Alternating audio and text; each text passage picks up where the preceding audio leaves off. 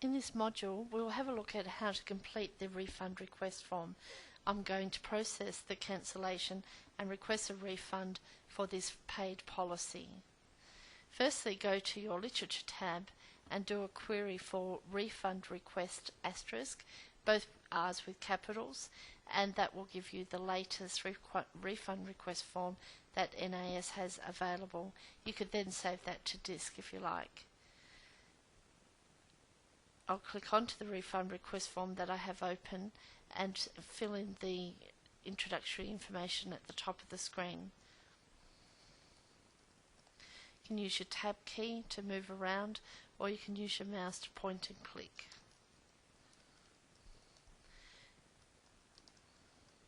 Now, the first piece of information that is required is the original invoice settlement information, the original invoice number. Now you can see at the bottom of the screen I have my refund request form and FINAS running at the same time, so I can just easily click from one to the other. An alternative is to hold your Alt key down and press your Tab key. Your Tab key will then allow you to move through the programs that you currently have running. So either click on the buttons at the bottom of the screen or Alt Tab to return to FINAS. Now this is the original paid invoice, so I can just simply highlight the invoice number and I can right click and choose copy. Now in a lot of cases in FINAS that right click copy isn't available, so an alternative on your keyboard is Control C for copy.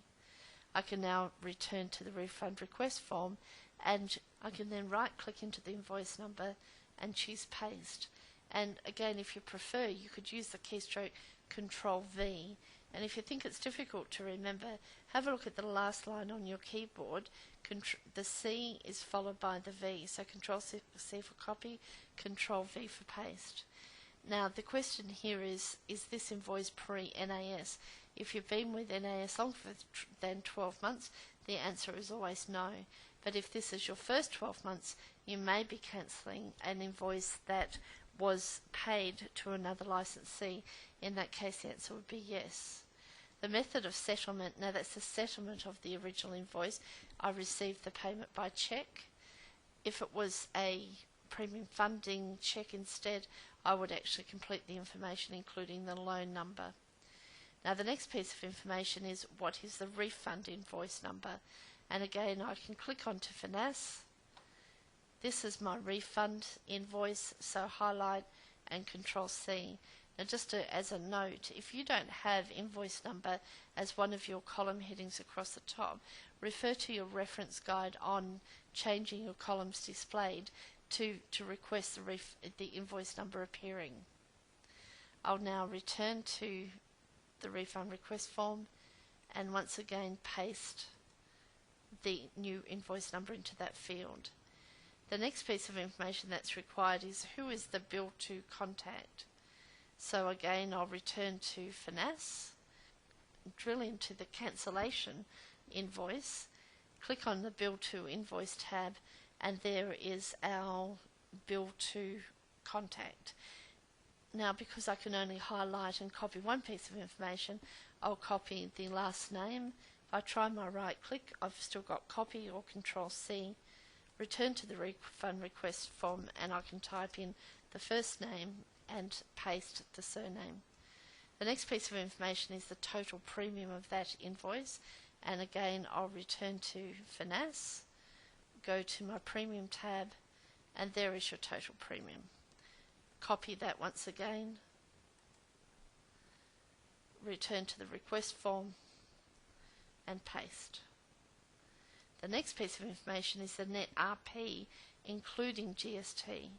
So once again, back into FINAS, net premium to underwriter, including GST, which is this figure over here, right click, copy, back into the request form and paste. The next piece of information is how are we going to pay the client back? Our preference is by EFT because then it's done quickly and easily into the client's account. However, if you request a cheque, then you need to ensure that you enter in who the cheque is payable. But in this case it is EFT, and I'm going to put the BSB number in. followed by the account number that the client has given me. How are we going to confirm the underwriter?